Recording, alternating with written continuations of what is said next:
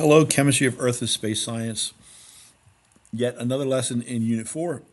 This one is lesson number 4, the second half of it, which is all about dimensional analysis. So this particular lesson revolves around two pretty big aspects. One is to know the various metric prefixes and how to use them, but also how to show your work using dimensional analysis.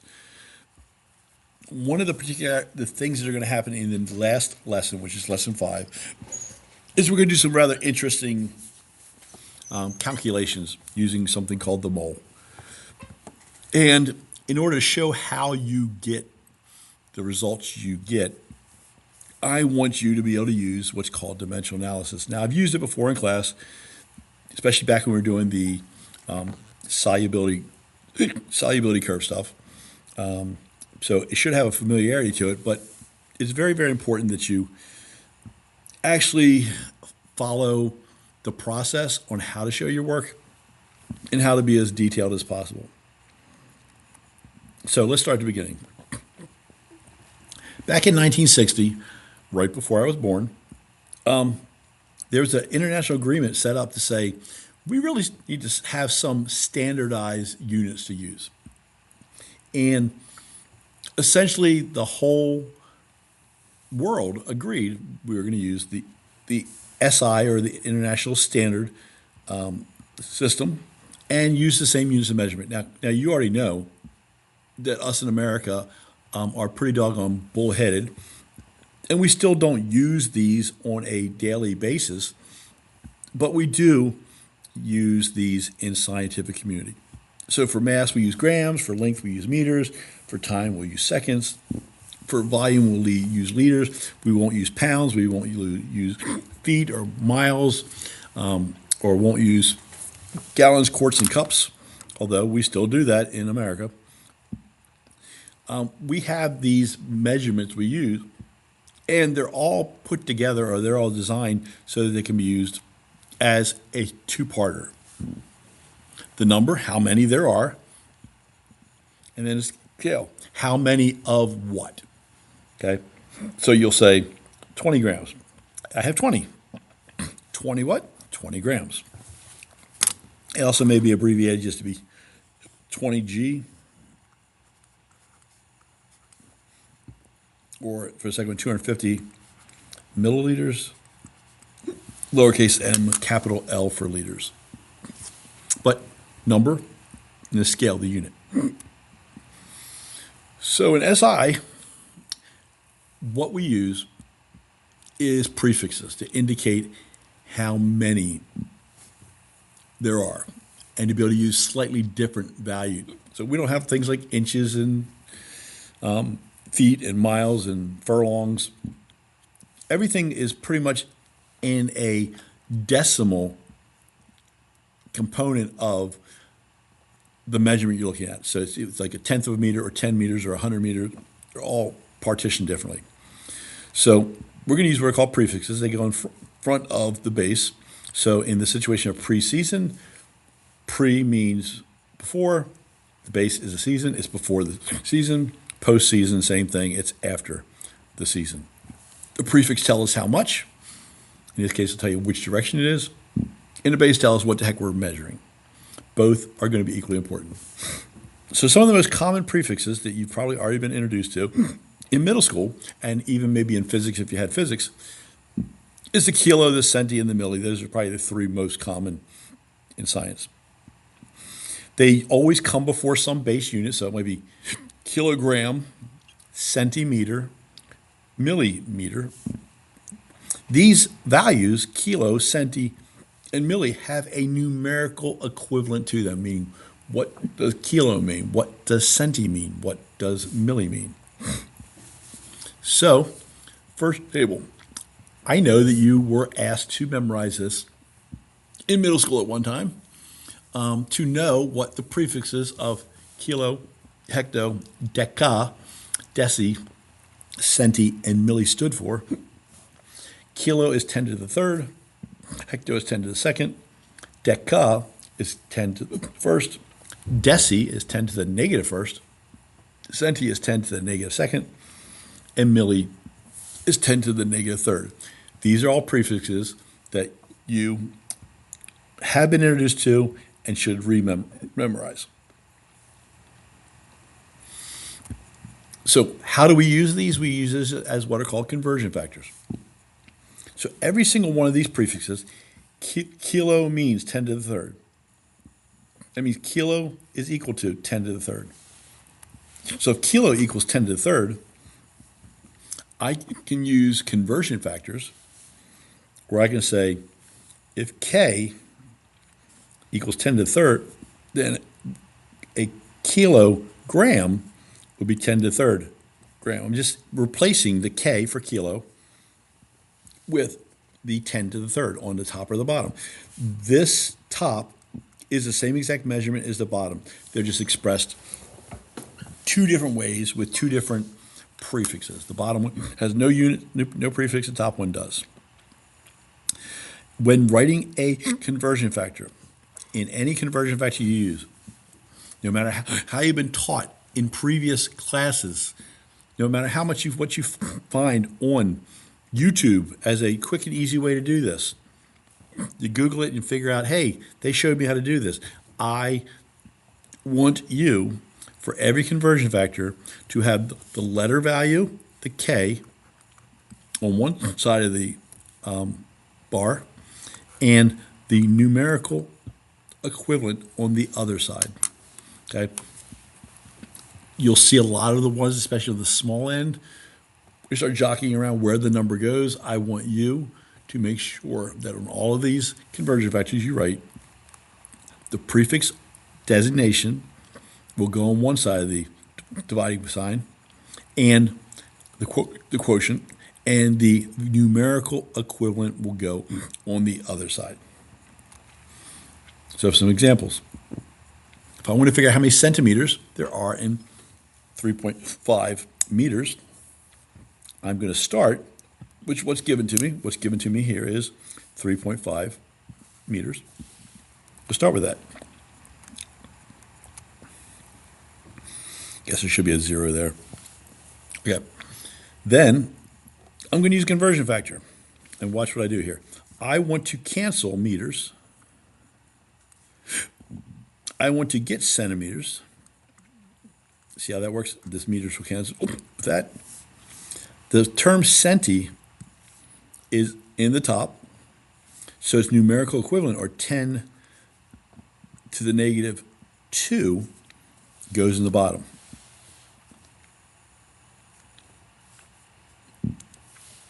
So what happens is I get 10 to the negative second meters and centimeters on the top. My meters cancel. I do my math and say 3.5 divided by anything that's in the denominator. You're going to divided by 10 to the negative second.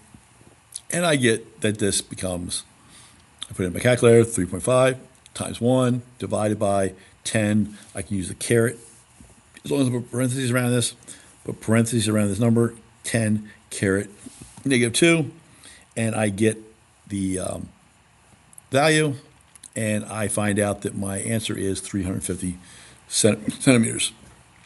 I got that value by taking 3.5 times 1 divided by 10 to the negative second. Let's try another one. How many meters are in 18.2 millimeters? Well, again, you start with given to you 18.2 millimeters.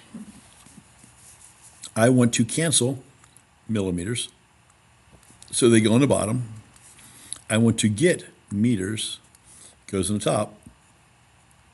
Milli means 10 to the negative third, so 10 to the negative third goes in the top.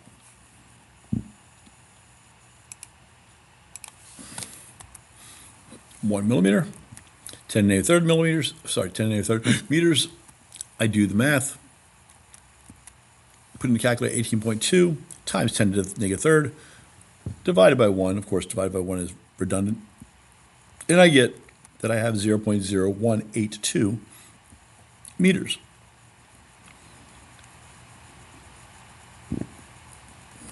Last one. How many liters are in 3.50 kiloliters? Try this one on your own. Hit pause. Try it on your own, and we'll come back. I said hit pause. Try it on your own. So how did it go? I start with what's given to me, which is the 3.5 kiloliters. I want to cancel my kiloliters. I want to get liters. Kilo is in the bottom. So my numerical equivalent to kilo goes up top, which was 10 to the third. And I get that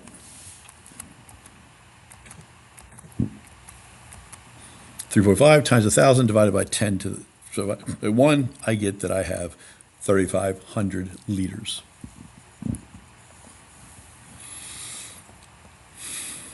Now, those are the prefixes you were asked to learn in middle school. So we're going to span that a little bit. Oh, here's another one. Sorry. This one did 2 steps. Sticking with the same units. I forgot to put it here. So, if I want to know how many kilograms there are, there's no direct line between kilograms and centigrams. So we're going to have to do this in 2 steps. We're going to have to go from kilograms to grams and then to centigrams. So it's going to take 2 steps to do this. So we're going to start by getting our given, 18.2 kilograms. We want to cancel kilograms. And kilo means, you can get the grams, and kilo means 10 to the third. And then we want to get rid of grams and go to centigrams. Centi means 10 to the negative second. And I do my math.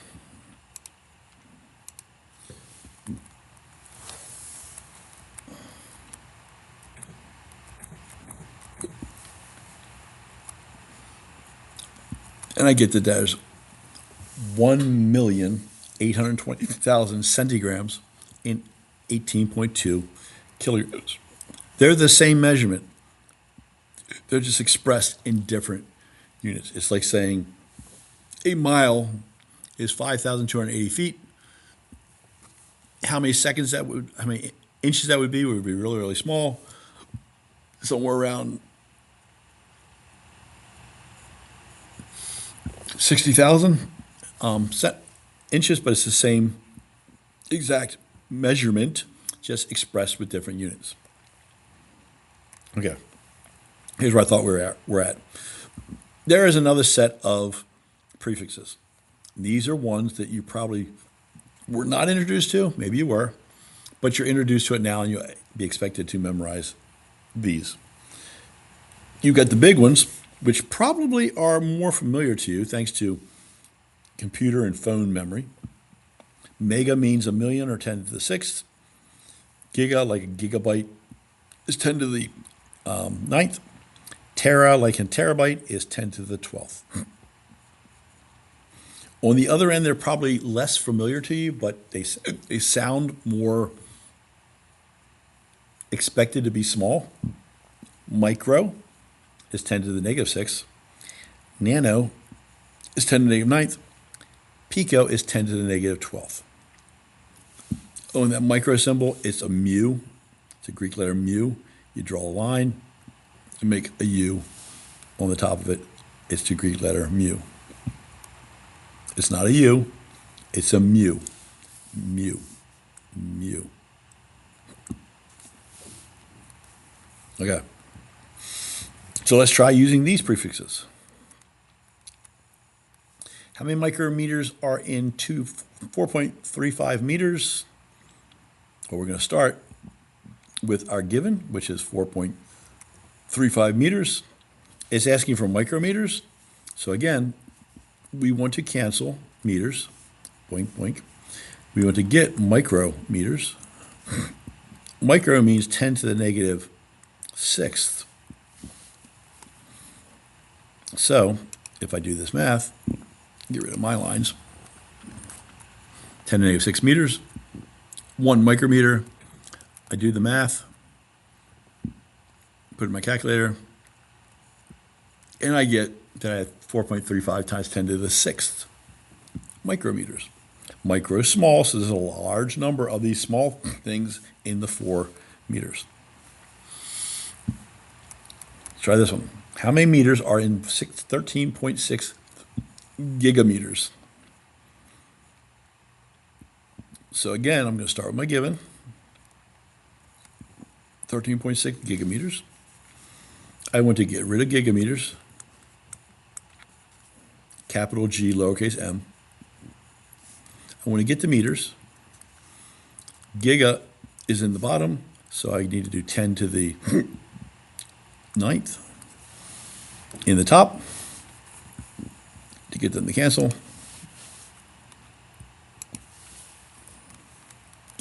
10 to the 9th. Do the math. And when I do the math, I get that there's 1.3 times 10 to the 10th meters in a gigameter, in 13.6 gigameters. How about going between two? There's mega and there's milli. So we said, whenever you're having to go between two prefixes, you're going to stop at the base in between. So we're going to go from milligrams to grams to megagrams.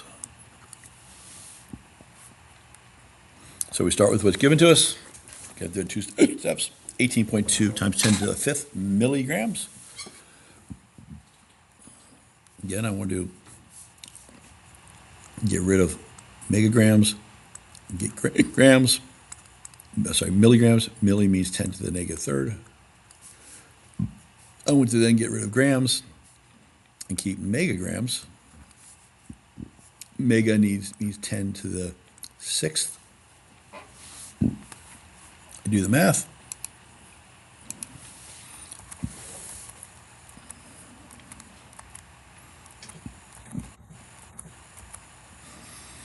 Put it in my calculator, and I get 0.00182 megagrams.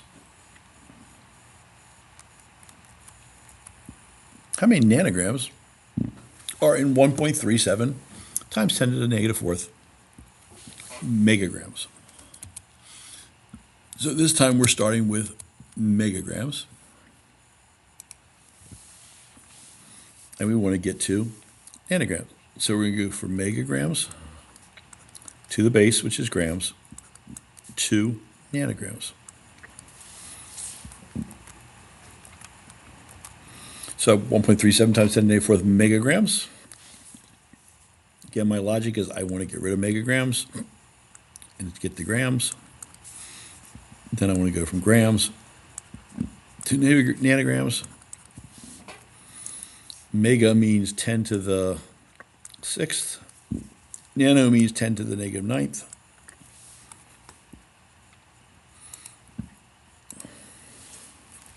Punch all those numbers in.